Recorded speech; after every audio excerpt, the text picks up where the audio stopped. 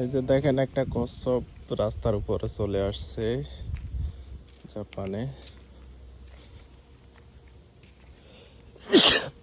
এই যে দেখেন কচ্ছপ। এই বন্ধু, তুমি কলা বাইর করো।